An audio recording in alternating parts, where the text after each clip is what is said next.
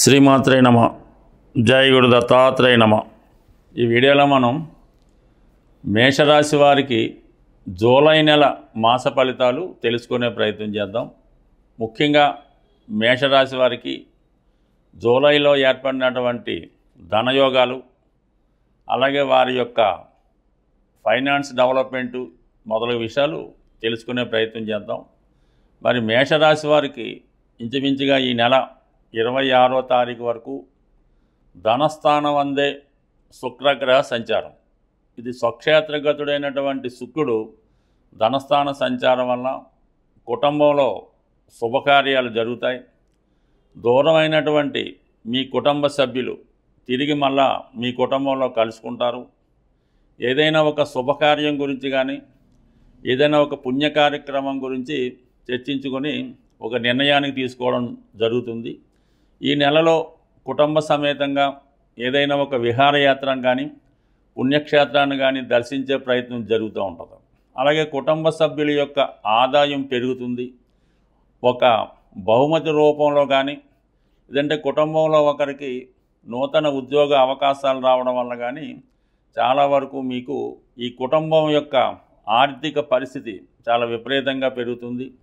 మిగతా కుటుంబ సభ్యులు కూడా ఆర్థిక పరంగా మీ కుటుంబాన్ని సహకరించడం వల్ల మీపై కొద్దిగా ఫైనాన్షియల్ బర్డెన్ తగ్గడం వల్ల ఆ ధనాన్ని మీరు వేరే వాటికి ఖర్చు పెట్టడానికి కూడా జరుగుతూ ఉంటుంది. మొత్తం మీద ఈ నెలంతా కూడా శుక్రుడు మీకు ఆర్థిక పరంగా చాలా సహకారంగా ఉండడం జరుగుతుంది.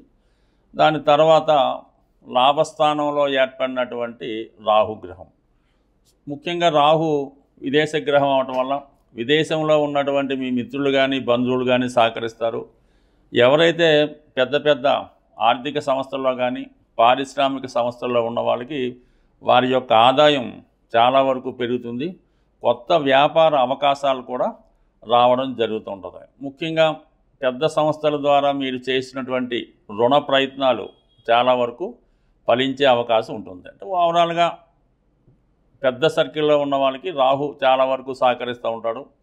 ఇక ముఖ్యంగా 3వ స్థానంలో గురువు రవి సంచారం. ఇది మీలో ఉన్నటువంటి ప్రతిభకి తగిన గుర్తింపు వస్తుంది. ఎక్కడికి వెళ్ళినా సునాయాసంగా మీ ప్రయత్నాలు పూర్తి చేసుకోవడం జరుగుతుంటుంది. అంటే మీ ప్రయత్నానికి అటు ప్రభుత్వాధికారులు కానీ, వ్యక్తిగతంగా అధికార హోదా ఉన్నటువంటి రాజకీయ నాయకులు కానీ సంపూర్ణంగా సహకరించడం జరుగుతుంది. అటు విద్యార్థులు కానీ, నిరుద్యోగులు కానీ ఏదన్నా ఉద్యోగ ప్రయత్నాలు చేస్తున్నప్పుడు, ఇంటర్వ్యూకి వెళ్ళినప్పుడు గ్యారంటీగా సక్సెస్ రావడం జరుగుతుంటుంది. మీకన్నా మీ యొక్క సంతానానికి వారిలో ఉన్నటువంటి ప్రతిభకు తగిన గుర్తింపు రావడం, గొప్ప గొప్ప అవకాశాలు అటు విద్యా సంబంధించిన విషయాల్లో కానీ, ఉద్యోగ సంబంధించిన విషయాల్లో కానీ కొత్త అవకాశాలు రావడం జరుగుతూ ఉంటుంది. అదే ఈ నెలలో ఒక ప్రముఖ వ్యక్తితో కానీ, ఒక రాజకీయ నాయకుడితో కానీ మీకు పరిచయం ఏర్పడుతుంది. వారి యొక్క సహకారంతో ముందు ముందు మీ యొక్క అభివృద్ధికి వారి యొక్క సహకారం కూడా చాలా వరకు సంపూర్ణంగా ఉంటుంది.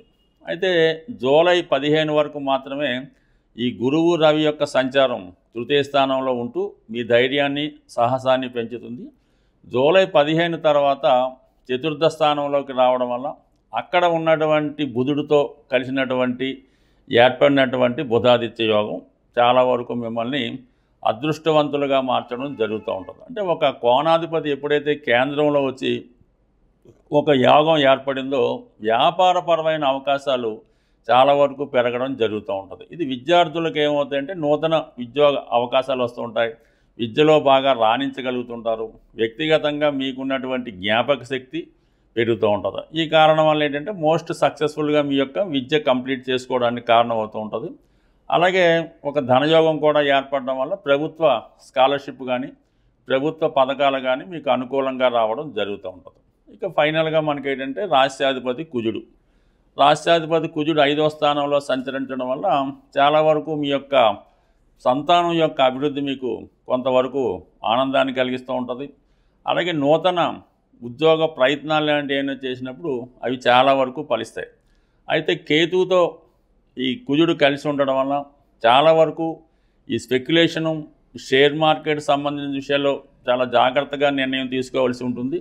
అలాగే ఎంటర్టైన్మెంట్ సంబంధించిన విషయాల్లో మీకు ఏమన్నా ఇంట్రెస్ట్ ఉన్నప్పుడు వాటికి చాలా వరకు అంటే ఈ ఆన్లైన్ గేమ్స్, బెట్టింగ్స్ ఇటువంటి వాటికి 99% దూరంగా ఉండడం మంచిది. అలాగే మీ యొక్క హాబీస్ కొరకు, వ్యక్తిగత అలవాట్ల కొరకు కొంత ధన నష్టం కూడా జరిగే అవకాశం ఉంది. కాబట్టి ఈ విషయంలో చాలా జాగ్రత్తగా వ్యవహరించవలసి ఉంటుంది. అంటే పంచమంలో ఉన్నటువంటి కుజుడు 12వ స్థానంలో ఉన్నటువంటి శని భగవాన్ని చూస్తున్నాడు. దానివల్ల మీరు ఏదో కారణం వల్ల ఈ నెలలో ఎవరి చేతిలోన్నా మోసపోవడం జరిగే అవకాశం ఉంది. లేదంటే రాంగ్ ఇన్వెస్ట్మెంట్ వల్ల ఎవరికన్నా ధనం ఇస్తే తిరిగి రాకపోవడం ఇలాంటి విషయాలు ఉన్నాయి. కాబట్టి ఈ సమయంలో మీరు ఏదైనా ఇన్వెస్ట్మెంట్ చేసే విషయంలో కానీ, ఎవరికన్నా ధనాన్ని ఖర్చు పెట్టే విషయంలో కానీ 1-2 సార్లు ఆలోచించి నిర్ణయం తీసుకోవాలి తప్ప ఏమాత్రం తొందరపడినా కూడా చాలా వరకు ఇబ్బంది కలిగే అవకాశం ఉంది. ఇక ఫైనల్గా మనకి విద్యార్థులకి మీ యొక్క విదేశ ప్రయత్నాలు కానీ, లేదంటే దూర ప్రాంతంలో మీ యొక్క విద్యా ప్రయత్నాలు కానీ చాలా వరకు ఫలించే అవకాశం ఉంది. అంటే తృతీయంలో ఉన్నటువంటి గురువు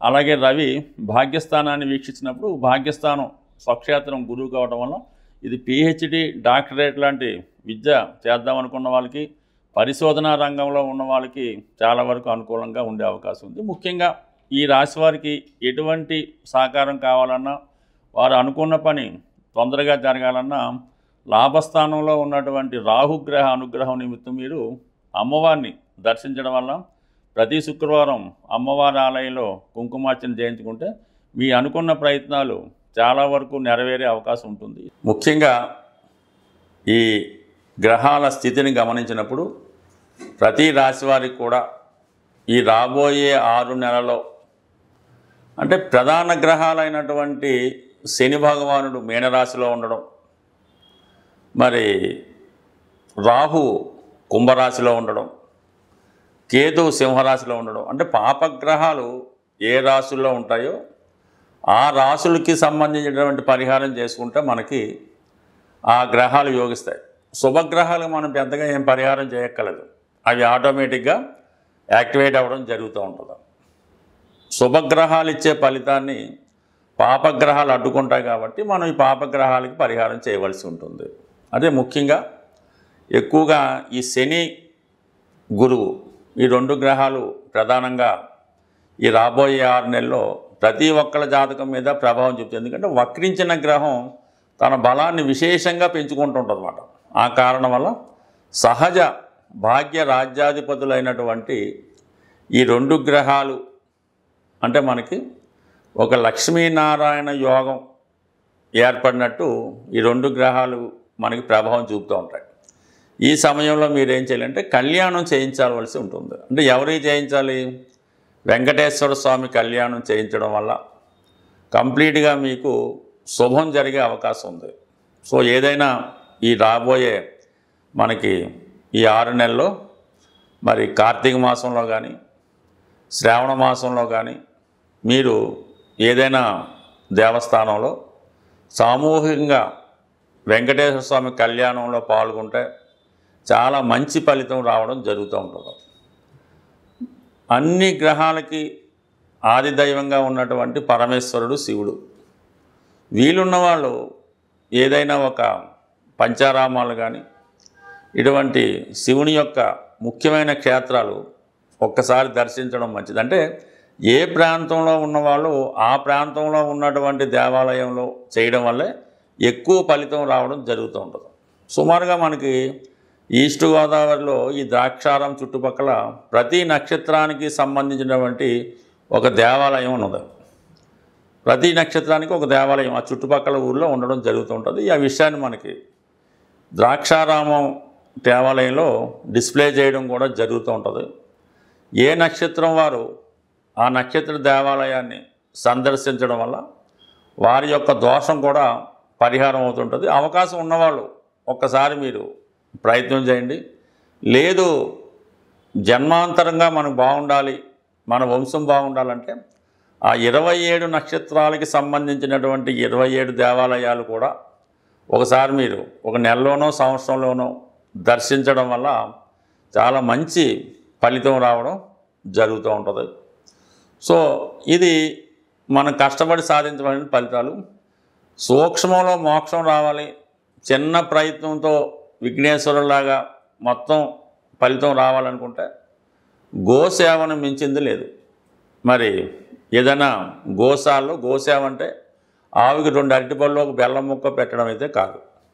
కంప్లీట్గా మీకు ఓపిక ఉంటే ఏదో ఒక రోజు ఆ గోశాలని శుభ్రంగా తుడిసి అక్కడ ఉన్నటువంటి ఈ ఆవు పేడ ఇవన్నీ కూడా శుభ్రం చేసి ఆవుకి మంచి వాతావరణం వచ్చేలా పెట్టడం, తర్వాత ఆవుకి శుభ్రంగా స్నానం చేయించి, తర్వాత ఆవుకి తగు విధంగా సేవ చేసి పసుపు కుంకాలు అలంకరించడం వల్ల కనీసం ఒక దానికన్నా చేసుకుంటూ ఈ సేవ కన్నా మీరు ఆ గోశాలను శుభ్రం చేయడం వల్ల వచ్చే సేవ చాలా అఖండం. మీరు చాలా ఆర్థిక ఇబ్బందుల్లో ఉన్నారు, అసలు ఏ దారి లేదు అనుకున్న వాళ్ళు ఒకసారి పవిత్రంగా నిర్వహిస్తున్నటువంటి గోశాల సందర్శించి అక్కడ ఒకసారి ఒక రోజంతా సేవ చేసి శుభ్రం చేయండి.